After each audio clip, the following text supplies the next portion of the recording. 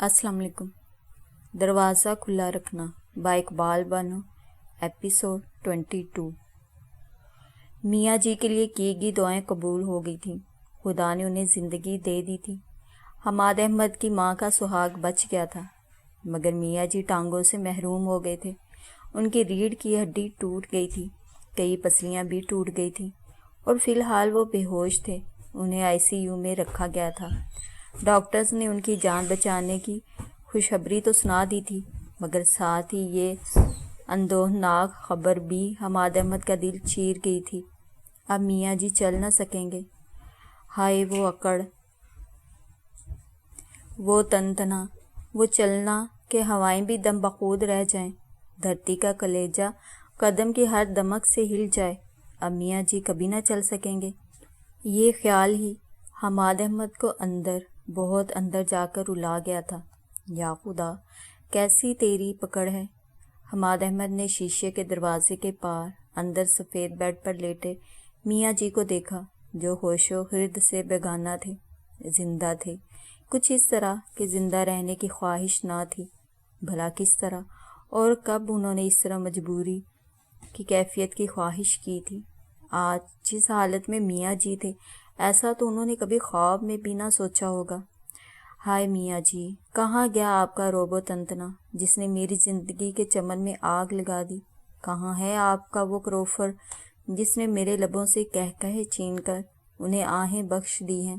काश मियाँ जी ये सब ना होता जो तकदीर में रकम था, और मियाँ जी साहिरा के साथ आप वो कुछ ना करते जो आपने उसका मुकद्दर बना दिया। हमाद, आवाज़ पर वो पलटे तो सामने ही फवाद अहमद ख़ान खड़े थे। उनके साथ ही सजाद अहमद और शहबाज अहमद भी मौजूद थे। फवाद भाई, हमाद अहमद के लब कांपे और आप ही आप उनका सर फवाद अहमद के कंधे से जा टिका और वह तवील सांसें लेने लगे। सुल्तान बहुत लापरवाह है, वो बोले। किस्मत लापरवाह है फवाद भाई, हमाद अहमद ने कहा। अब मियाँ जी ठीक हैं, भला इस तरह जहन में था तुम्हारे, क्या तुमने तसव्वुर किया था कि मियाँ जी को इस हालत में देखोगे। हमाद अहमद के लहजे में दुख भर गया। सजाद अहमद और शहबाज अहमद तो डॉक्टर मजहर के पास उनके रूम में चले गए ताकि मियाँ जी के बारे में मालूमात हासिल कर सकें। फवाद अहमद वहीं खड़े रहे। साहिरा नज़र नहीं आ रही। एकदम ही उन्होंने पूछा तो हमाद अहमद को लगा जैसे किसी ने उनके दिल में छुरी की नोक टिका दी हो। कहाँ है साहिरा? फवाद अहमद ने फिर पूछा। फवाद भाई, वो परसों ही कराची गई हैं। उसकी खाला बीमार थी ना, तो उन्होंने बुलवाया था। जैनी मियाँ जी के बगैर नहीं रहती, इसलिए सिर्फ एक हफ्ता की तो बात है।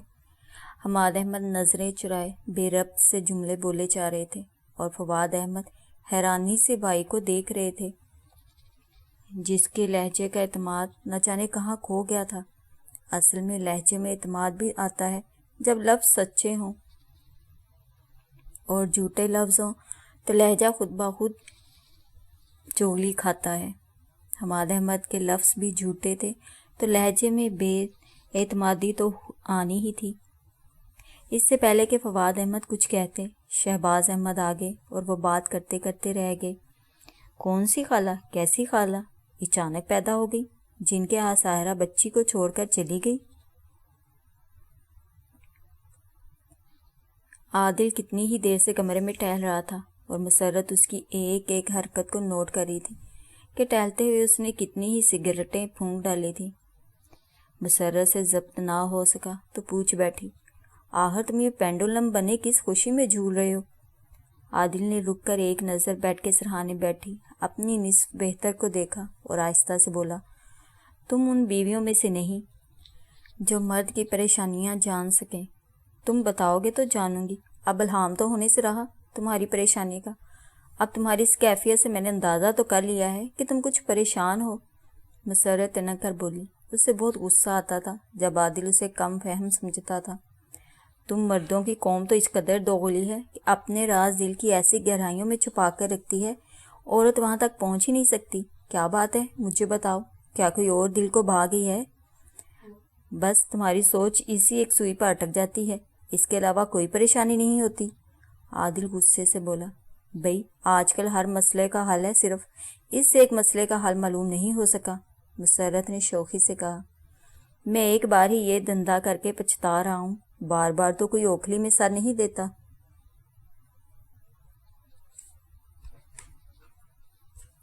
کیا؟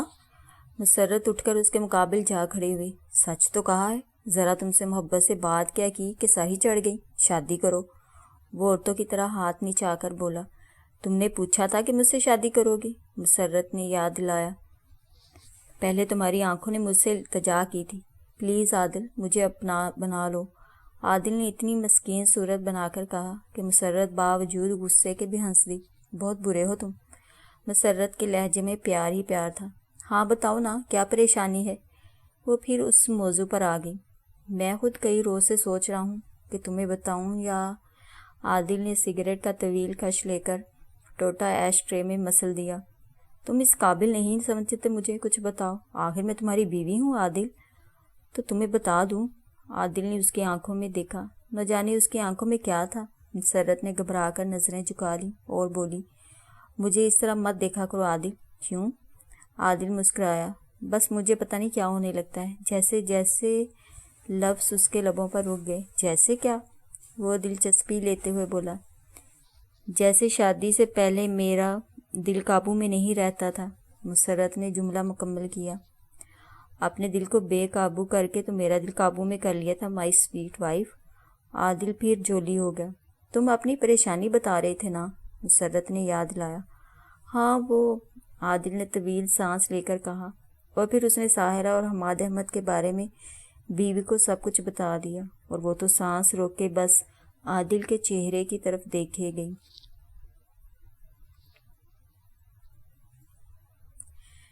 میاں جی کو پورے 5 روز بعد ہوش آیا تھا۔ ان کی پسلیوں پر پلاسٹر چڑھا ہوا تھا اور ابھی وہ بولنے کی پوزیشن میں نہ تھے۔ جب ہوش آیا تو اس وقت ان کے سامنے سب سے پہلے حماد احمد کا چہرہ ہی تو آیا تھا، بکھرے بال، ملگجا لباس، لہو رنگ آنکھیں، ستا ہوا چہرہ، ایسا روپ، ایسی حالت کب ہوئی تھی ان کے لاڈلے بیٹے کی، وہ جو ان جیسے پہاڑ سے ٹکرانے کی جرأت رکھتا تھا، اور ٹکرایا بھی تھا، مگر اس طرح کہ خود ریزہ ریزہ ہو گیا، اور میاں جی کو بھی اس نے توڑ ڈالا تھا۔ خود بکھرا تھا تو میاں جی کو بھی بکھیرا تھا۔ کیا حوصلہ تھا! میاں جی بول نہیں پا رہے تھے، مگر ان کی آنکھوں میں تیرتے شرمندگی کے آنسو حماد احمد نے دیکھ لیے تھے۔ وہ ایک دم ہی منہ پھیر کر باہر نکل گئے تھے۔ ایسا کب انہوں نے چاہا تھا ان کا شاہزور باپ ان سے شرمندہ ہو، نظروں ہی نظروں میں ان سے معافی مانگے۔ چاہے کچھ بھی تھا، وہ باپ کو شرمندہ دیکھنے کی خود میں ہمت نہ رکھتے تھے۔ وہ اپنے میاں جی کو اپنے سامنے جھکانا نہیں چاہتے تھے، جس قدر وہ جھک گئے تھے۔ نہیں میاں جی نہیں، آپ بلندیوں پر ہی اچھے لگتے ہیں، مت اتریں نیچے۔ حماد احمد نے دل ہی دل میں میاں جی کو مخاطب کیا اور پھر گھر چلے گئے۔ پورے 5 روز بعد گھر میں داخل ہوئے تھے۔ ان کے آنے سے پہلے ہی اطلاع پہنچ چکی تھی کہ میاں جی کو ہوش آ گیا ہے۔ پورا گھر مہمانوں سے بھرا ہوا تھا۔ حماد احمد کی پھوپھیاں بھی آئی ہوئی تھیں۔ حماد احمد آمنہ پھوپھو کو سلام کرتے ہوئے اوپر اپنے کمرے میں چلے گئے کہ اس لمحے ان کا دل کسی سے بھی بات کرنے کو نہ چاہ رہا تھا۔ سب گھر میں موجود تھے، بس وہی نہ تھی، جس کی وجہ سے انہیں پورا گھر خالی نظر آ رہا تھا۔ اتنی رونق ہونے کے باوجود بھی ماں جی نے سب کو وہی بتایا تھا جو حماد احمد نے فواد احمد کو بتایا تھا کہ ساحرہ اپنی خالہ کی بیماری کی وجہ سے کراچی گئی ہوئی ہے۔ ظاہر ہے ہر کسی نے ساحرہ کے بارے میں باز پرس کرنی تھی، اور فی الحال یہ جھوٹ بھی نبھ ہی گیا تھا، اور حماد احمد سوچ رہے تھے آخر کب تک ایسے جھوٹ بولیں گے۔ اگر اچانک شاہ نواز رحمان آ جائیں اور میں انہیں کیا بتاؤں گا؟ اگر وہ میاں جی کی عیادت کو آئیں گے اور پھر اس سے آگے حماد احمد کچھ نہ سوچ پائے۔ یا رب کریم، یہ کیسا امتحان ہے جس کے کسی سوال کا جواب میرے پاس نہیں ہے۔ فواد احمد ان کے کمرے میں آ گئے۔ حماد؟ جی فواد بھائی۔ حماد احمد جو راکنگ چیئر پر بیٹھے جھول رہے تھے، ایک دم ہی کرسی رو کر بولے۔ فواد احمد آگے بڑھے اور ان کے سامنے پڑی کرسی پر بیٹھ گئے۔ میاں جی تو خیریت سے ہیں نا؟ بالکل، تم آئے تھے تو سو جاتے، تم 5 روز سے مسلسل جاگ رہے ہو، آرام کر لو۔ فواد احمد کے لہجے میں شہد گلا ہوا تھا۔ کر لوں گا، وہ نہایت بیزاری سے بولے۔ نیند نہیں آ رہی ہومی؟ اتنا جاگنے کے باوجود بھی؟ آپ کو کیا پتا فواد بھائی، میں کب سے جاگ رہا ہوں۔ بے ساختہ ہی حماد احمد کے لبوں سے نکل گیا۔ پھر وہ ایک دم ہی گھبرا کر بولے، کوئی کام تھا آپ کو؟ بات مت پلٹو ہومی، جو کہنا چاہتے ہو بتاؤ مجھے، اپنے دل پر پڑا بوجھ اتار پھینکو۔ کوئی بوجھ نہیں فواد بھائی، بس ذرا نیند پوری نہ ہونے کی وجہ سے کچھ ڈپریشن سا ہے۔ حماد احمد کن پٹیاں دباتے ہوئے بولے، مجھے یہ بتاؤ کہ ساحرہ کہاں ہے؟ بتایا تو ہے، اپنی خالہ کے پاس کراچی گئی ہے، اور اتنی بڑی بات ہوگی، مگر تم نے اسے بلوایا نہیں۔ آج فون کر دوں گا۔ کہاں کرو گے فون؟ فواد احمد ٹٹولنے والے انداز میں بولے، اس کی خالہ کے ہاں۔ حماد، ذرا بھی نہیں جچ رہے تم جھوٹ بولتے ہوئے، کیا مطلب ہے آپ کا؟ وہ سیدھے ہو کر بیٹھ گئے۔ مجھے معلوم ہے کہ ساحرہ کا تمہیں بھی علم نہیں کہ وہ کہاں ہے نا یہی بات؟ فواد احمد نہایت یقین سے پوچھ رہے تھے۔ تو میاں جی نے ہوش میں آتے ہی بتا دیا کہ حماد احمد کا چہرہ تپنے لگا۔ فی الحال تم ان پر شک مت کرنا، انہوں نے کچھ نہیں بتایا کہ وہ بولنے جوگے نہیں ہیں۔ حماد، تم نے اسے اپنایا تھا، میاں جی سے ٹکرائے تھے، تو پھر راستے کیوں بدلے ہیں؟ محبتوں کا اعتبار اتنی جلدی ختم تو نہیں ہوتا نا فواد بھائی۔ میں تو میاں جی سے نہیں ٹکرایا، آپ کو پتہ تو ہے نا کہ انہوں نے خود میرا نکاح اس سے کیا تھا، اور پھر ولیمے میں انہوں نے بولنا چاہا۔ مت جھوٹ پر جھوٹ بولو۔ فواد احمد نے ہاتھ اٹھا کر ان کی بات کاٹ دی۔ یہ تو وہ کہانی ہے جو میاں جی نے اپنی ساکھ کو سہارا دینے کے لیے کھڑی کی تھی۔ تم کیا جانتے ہو کہ سب کے ساتھ میں نے اس کہانی پر یقین کر لیا تھا؟ نہیں حماد، مجھے اس روز بھی یقین نہیں آیا تھا کہ ساحرہ کو میں جانتا تھا۔ کئی بار اسے میں نے اس کے گھر ڈراپ کیا تھا۔ جی؟ حماد احمد کا دل کلا بازیاں کھانے لگا۔ ہاں، شہری کو کالج سے لینے جاتا تھا تو حماد احمد نے طویل سانس لیا۔ بہت معصوم اور پیاری لڑکی تھی، تم اسے لائے تو میں پہچان گیا، اور شاید اس نے مجھے کبھی غور سے نہ دیکھا تھا کہ پہچان پاتی، مگر تم مرد کی نظریں تو جانتے ہو، ایک بار دیکھ لیں تو پھر وہ چہرہ نہیں بھول پاتے۔ آپ نے تو کبھی ظاہر ہی نہیں کیا کہ آپ اسے جانتے تھے۔ حماد احمد اس انکشاف پر حیران تھے کہ فواد احمد ساحرہ کو بہت پہلے سے جانتے تھے۔ کتنے گہرے تھے، سمندر سے بھی گہرے، کہ اتنا عرصہ یہ راز دل میں چھپا کر رکھا تھا۔ تب حماد احمد نے فواد احمد کو سب کچھ سچ سچ بتا دینے کا فیصلہ کر لیا۔ تم ساحرہ سے شادی سے پہلے مجھ سے مشورہ کرتے نہ ہومی تو میں تمہیں یہی کہتا کہ راہ بدلو۔ ایک شریف لڑکی کو میاں جی کے عتاب کا نشانہ مت بناؤ۔ جس طرح سانپ کو ساری عمر دودھ پلاتے رہو، مگر کبھی موقع ملتا ہے تو وہ فوراً ڈس لیتا ہے، تو یہی حال میاں جی کا بھی ہے۔ تبھی تو ہومی میں نہیں ٹکرایا تھا میاں جی سے، ورنہ مونا بھی وہی قدم اٹھانے کو تیار تھی جو ساحرہ نے اٹھایا۔ لیکن مجھے علم تھا میاں جی زخمی ناگ بن جائیں گے۔ تو آپ مونا کو بھول گئے فوراً بھائی؟ حماد احمد نے پوچھا۔ بھولا انہیں جاتا ہے جو کبھی کبھی یاد آئیں، دور ہوں، اور پھر مونا تو ہر لمحہ ہر ساتھ مجھے قریب ہی قریب محسوس ہوتی ہے۔ میں بھلا اسے بھول سکتا ہوں؟ کبھی نہیں۔ فواد بھائی، اب میں کیا کروں؟ اسے ڈھونڈتا ہوا اس کا بھائی میجر شاہ نواز آ گیا ہے، بتائیں میں کہاں سے لاؤں اسے؟ تمہیں ساحرہ کی کسی سہیلی وغیرہ کا پتہ ہے؟ نہیں۔ انہوں نے سر کو منفی جنبش دی۔ کہیں ایسا تو نہیں کہ ساحرہ میجر شاہ نواز کے گھر میں ہی ہو اور وہ حالات کا جائزہ لینے آیا ہو؟ نہیں فواد بھائی، اس کے لہجے میں اور انداز میں جو بے قراری تھی نا بہن سے ملنے اور اس سے ڈھیر ساری باتیں کرنے کی، وہ میں نے محسوس کی تھی۔ وہ بن کر نہیں بلکہ سچ بول رہا تھا، اس کا لہجہ سچائیوں سے گندھا ہوا تھا۔ پھر شہری کو بلوا لیا جائے، وہ شاید کوئی مدد کر سکے۔ لیکن فواد بھائی بات کھل جائے گی، یہ راز کسی کو بھی معلوم نہیں ہوگا۔ تم یہی شو کرنا کہ ساحرہ کراچی اپنی خالہ کے ہاں ہے، ماں جی کو بھی سمجھا دینا کہ فی الحال اس کے آنے کی مخالفت کریں، کہ پہلی بار میکے گئی ہے، اب وہیں رہنے دو اسے، وغیرہ وغیرہ۔ اس عرصہ میں کوشش کرتے ہیں، خدا بہتری کرے گا۔ بس تم ایک کام کرو، آج میجر شاہ نواز کے گھر چلے جاؤ۔ کیوں؟ حماد احمد نے حیرانگی سے پوچھا۔ یوں ہی، ملنے کی غرض سے۔ اسے میاں جی کے ایکسیڈنٹ کا مت بتانا، بس اسے کسی طرح مطمئن کر کے آ جاؤ، اور ہر دوسرے تیسرے دن تھوڑی دیر کے لیے چلے جایا کرو۔ فواد احمد نے کہا تو یہ بات ان کی سمجھ میں آ گئی کہ وہ جو کہہ رہے تھے صحیح کہہ رہے تھے۔ بیل بجی تو بشرا بابی نے دروازہ کھولا۔ سامنے ہی پلوشا اپنی ذہین اور چمکتی آنکھوں میں شرارت بھرے انہیں دیکھ رہی تھی۔ مجھے پلوشا شہرازی کہتے ہیں، آؤ پیاری لڑکی۔ بشرا بابی نے اسے بازوں میں بھر لیا۔ اس وقت گھر میں وہ امی اور ساحرہ تھیں۔ بچے اسکول گئے تھے، عارف اسد اور اسد صاحب فیکٹری اور انوبا کالج گئی تھی۔ کوئی کام تھا؟ بشرا بابی اسے ڈرائنگ روم میں لے آئیں۔ بس آپ سے ملنے کو جی چاہ رہا تھا سو آ گئی، پلوشا نے صوفے پر بیٹھتے ہوئے کہا۔ بھئی اب میں ایسی شخصیت تو ہوں نہیں کہ تمہارا دل میرے لیے بے قرار ہو جائے۔ بشرا بابی ہنس دی۔ آپ کیا ہیں، ہمیں معلوم ہے پھول کو کب اس کی قدر پتہ ہوتی ہے۔ پلوشا نے شوخی سے کہا۔ بہت شریر ہو اور باتونی بھی۔ انہوں نے پلوشا کا گال تھپ تھپاتے ہوئے کہا۔ بتاؤ کیا چلے گا، چائے یا کافی؟ آج تمہیں میں کچھ پیے بغیر جانے نہ دوں گی۔ اس روز بھی چلی گئی تھی۔ اب اطمینان سے بیٹھو، میں تمہارے لیے کافی بنا لاؤں، پھر تم سے تمہاری آمد کا مقصد پوچھوں گی، بشرا بابی نے کہا، اور پھر ڈرائنگ روم سے نکل گئی۔ چند لمحوں بعد پلوشا بھی اپنی جگہ سے اٹھی اور آہستہ آہستہ قدم اٹھاتی ہوئی باہر آ گئی۔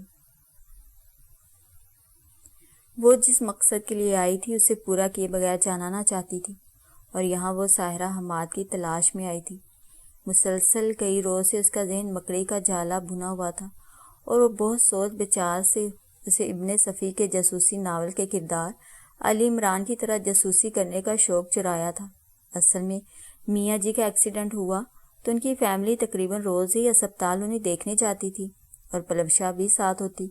پھر 2-4 مرتبہ کے بعد عادل بھائی اور مسرت بابی چاہتے تھے تو پلوشا بھی ساتھ ہوتی۔ دلشاد پور، دولت پور اور مظفر گڑھ سے سارے رشتہ دار میاں جی کی نازک حالت دیکھ کر آ موجود ہوئے تھے، مگر ساحرہ موجود نہیں تھی۔ پلوشا کو بھی سب کی طرح یہی پتا تھا کہ اپنی خالہ کی بیماری کی وجہ سے وہ میاں جی کے ایکسیڈنٹ سے صرف 1 روز قبل کراچی گئے ہیں، اور اب اچھا نہیں لگتا کہ اسے بلوایا جائے۔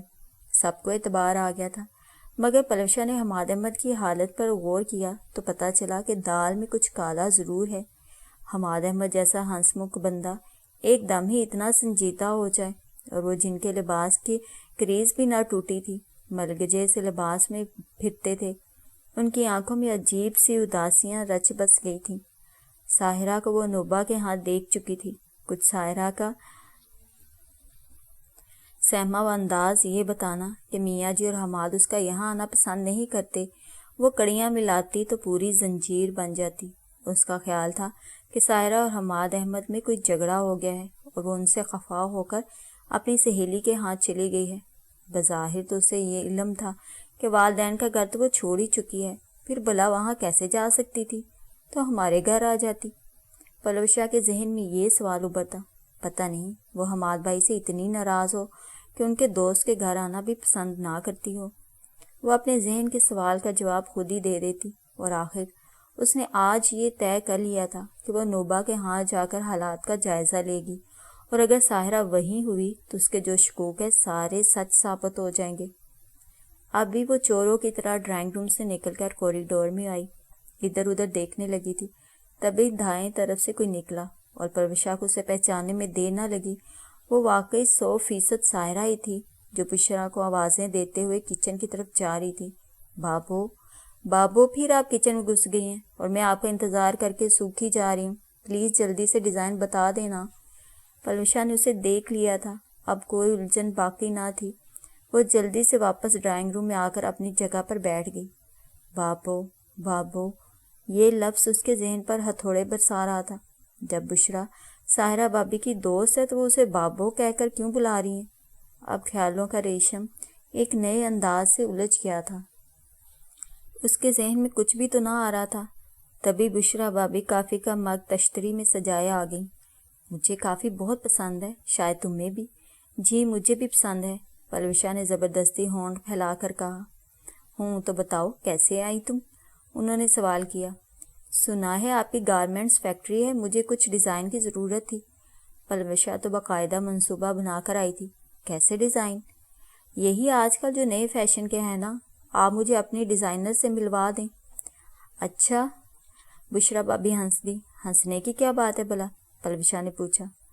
भाई मिल तो चुकी हो और कह रही हो डिज़ाइनर से मिलवा दूँ। हमारी फैक्ट्री में जो लिबास तैयार होते हैं ना, उनकी ज़्यादातर डिज़ाइनिंग मैं करती हूँ, बुशरा भाभी ने बताया। वाकई? पलविशा ने हैरत से आंखें फैलाकर कहा। क्या मैं तुम्हें बिल्कुल हाउसवाइफ लगती हूँ? सच बताऊँ तो यही लगती हैं कि सारा दिन बच्चों की नैपिस ही धोती रहती होंगी। मुझे क्या मालूम था? पलविशा ने शरारत से कहा। सारा दिन वाकई में यही करती हूँ, बच्चों के काम ही ख़त्म नहीं होते। अलबत्ता रात को मैं नए नए डिज़ाइन ईजाद करती हूँ। बच्चे सो जाते हैं तो फिर फुर्सत ही फुर्सत होती है। आपके शौहर इतराज़ नहीं करते? पलविशा ने शरारत से कहते हुए जुमला अधूरा छोड़ दिया। बुशरा के चेहरे पर रंग लहराने लगे। वो यहाँ नहीं है ना, तभी यूं दिल बहलाया जाता है। पलविशा ने आंखें मटकाईं।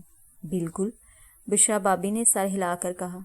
इस वक्त घर में कोई नहीं, सिर्फ मैं और अम्मी यानी मेरी सास है। हमारे घर में 1 बजे के बाद रौनक होती है। जी जी, पलविशा ने सर हिलाया। हालांकि उसका जी चाह रहा था कि वो पूछे, अभी चंद लम्हे पहले जो फालसी सूट में मलबूस खातून आपको बाबो बाबो पुकारती किचन में दाखिल हुई थी, वो आपकी सास तो हो नहीं सकती। मगर उसने बड़ी मुश्किल से लबों से ये जुमला फिसलने से रोका और काफ़ी के घूंट भरने लगी। बुशरा भाभी ने 4-5 डिज़ाइन जो बिल्कुल नए थे उसे ला कर दिए और वो शुक्रिया अदा करके उठ खड़ी हुई। फूल फिर ज़ख्म बने हैं नासिर, फिर ख़ज़ाओं को दुआ दे कोई। नहीं नहीं सायरा जी, ये नामुमकिन है, आरिफ असद ने मजबूती से मुट्ठियाँ भींच कर कहा। इस दुनिया में कोई बात भी नामुमकिन नहीं है आरिफ साहब। अगर इंसान हिम्मत और हौसले से काम ले तो नामुमकिनात को भी मुमकिन में शामिल कर सकता है। बस हौसले की बात है, सायरा ने नहायत एतमाद से कहा। और वो हौसला मुझ में नहीं है सायरा। आप खुद में हौसला पैदा करें आरिफ। क्या आप मर्द हैं?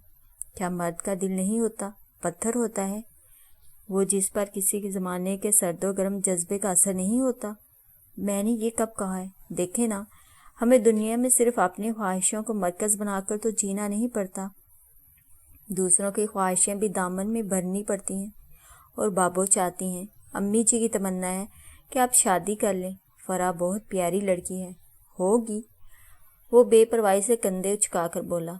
मगर मैं दूसरों की खुशियों की खातिर खुद को मसलूब नहीं कर सकता। दूसरे कौन आरिफ? ये आपके अपने हैं, आप इन्हीं से अच्छे हैं। आप क्या अम्मी पापा बाबो के दुख पर दुखी नहीं होंगे? ये और बात है। और बात नहीं है ये, हम उन्हीं के दुख पर दुखी होते हैं जिनसे हमारा कोई ताल्लुक हो। वरना फुटपाथ पर जिंदगियों को सिसकते देखकर भी हमारे दिल में रहम का कोई जज्बा नहीं उभरता कि वो अपने नहीं दूसरे होते हैं। साहिरा अपनी बात में वजन पैदा करते हुए बोली। आप साहिरा बात को कहीं से कहीं ले गई हैं। आरिफ जिद होकर बोला। मैं सच कह रही हूँ आरिफ, और ये मेरी ख्वाहिश है। साहिरा ने लफ्ज़ मेरी पर जोर दिया। अगर मैं आपकी ख्वाहिश पूरी ना करूँ तो? आरिफ असद ने उसके चेहरे पर नज़रें जमा दी। तो मैं समझूंगी कि आपके दिल में मेरा कोई एहतराम नहीं और मेरा यहाँ रहने का जवाज़ भी कोई नहीं होगा। क्या मतलब? साफ बात है, मैं चली जाऊंगी। वो बेनियाजी से बोली। कहाँ? आरिफ असद ने पूछा। जहाँ मुकद्दर ले जाए। और अगर मैं आपको ना जाने दूँ तो? मेरा आपसे ऐसा कौन सा रिश्ता है जो आप मुझे रोकेंगे? साहिरा ने कहा तो आरिफ असद हंस दिया और बोला। तंज करना जानती हैं आप? मैं तो बहुत कुछ जानती हूँ आरिफ, बस आप ही गालबन रिश्तों का एहतराम भूल गए हैं। साहिरा, आप मुझे गलत ना समझे, मैं रिश्तों को जानता हूँ, पहचानता हूँ। आप जिस बात के लिए मुझे मजबूर कर रही हैं ना, तो मुझे बताएं कि मैं आने वाली को क्या दूंगा। पहले मैंने सारे जज्बे तहरीम नवाज पर लुटा दिए, پھر پتہ چلا وہ پرائی تھی، چلو وہ احسن خان کی ہوگی۔ پھر عرصے بعد خزاں رسیدہ جذبوں کے ٹنڈ منڈ درختوں پر خواہشوں کی کونپلیں پھوٹنے لگیں۔ تب پھر جذبوں کو تھپک کر سلا دیا کہ پلیز عارف، آپ سوئے ہوئے جذبوں کو جگائیں۔ ساحرہ نے مشورہ دیا۔ اب وہ جذبے کسی اور کے لیے ابھریں گے بھلا؟ عارف نے پوچھا۔ کیوں نہیں، قربتوں میں وہ جذبے خود بخود ابھر آئیں گے۔ اچھی بیوی خدا کا انمول تحفہ ہے، اور مجھے یقین ہے کہ فرح آپ کے لیے اچھی بلکہ بہت ہی اچھی بیوی ثابت ہوگی۔ عارف مسکرایا۔ مجھے یقین ہے کہ آپ میری بات نہیں ٹالیں گے۔ ایسے یقین کی وجہ؟ شاید مجھے وہ وجہ معلوم نہیں کہ یقین بغیر وجہ کے ہی دل میں اتر جاتے ہیں اور خون میں گردش کرنے لگتے ہیں۔ میرے یقین کی وجہ بھی یہی ہے۔ تو ساحرہ، میں آپ کا یقین نہیں توڑوں گا، مگر ایک شرط ہے، عارف اسد نے کہا۔ تو ساحرہ نے حیرت سے اسے دیکھا۔ وہ یہ کہ یہاں سے جانے کے بعد آپ اس گھر سے تعلق نہ توڑیے گا اور زندگی میں کبھی بھی مجھ سے نفرت مت کیجیے گا۔ کیسی باتیں کہہ رہے ہیں آپ؟ بھلا میں آپ جیسے شخص سے نفرت کر سکتی ہوں عارف؟ ساحرہ نے اس کا ہاتھ تھام لیا۔ آپ تو میرے محسن ہیں، اور ساحرہ اتنی کم ظرف نہیں کہ اپنے محسن سے نفرت کرے۔ ساحرہ نے اس کا ہاتھ آنکھوں سے لگا لیا اور کتنے ہی آنسو تواتر سے اس کی آنکھوں سے بہہ نکلے اور عارف اسد کا ہاتھ بھیگنے لگا۔ اب تو میں نے آپ کی بات مان لی ہے ساحرہ، پھر یہ رونا بلا کس سلسلے میں؟ عارف اسد نے اس کے کندھے پر اپنا باری ہاتھ رکھ دیا۔ ساحرہ نے چہرہ اونچا کر کے اسے دیکھا۔ عارف اسد کے لب مسکرا رہے تھے اور آنکھوں میں نمی کی چمک تھی۔ ساحرہ اس کی نم نم آنکھوں میں دیکھ کر مسکرا دی۔ بہت بہت شکریہ عارف اسد، میرا مان رکھنے کا۔ اس کا رواں رواں مشکور نظر آ رہا تھا۔ عارف اسد نے طویل سانس لے کر آنکھیں موند لی۔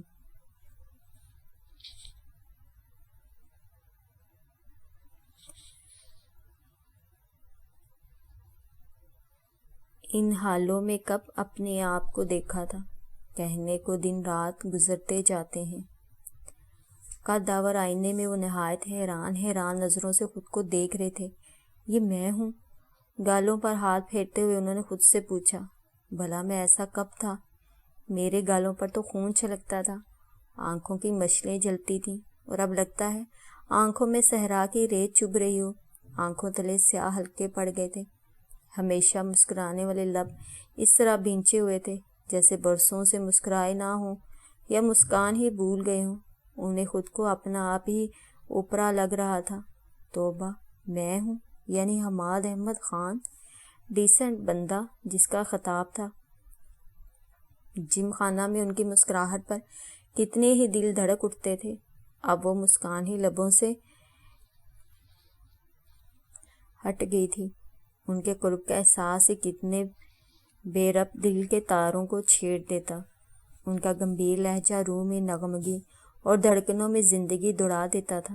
کتنے دل تھے جو ان کی دھڑکنوں سے اپنی دھڑکنیں ہم آہنگ کرنا چاہتے تھے، مگر ان کا دل جس ہیرے کو دیکھ کر دھڑکا تھا اسے انہوں نے پایا بھی اور کھو بھی دیا۔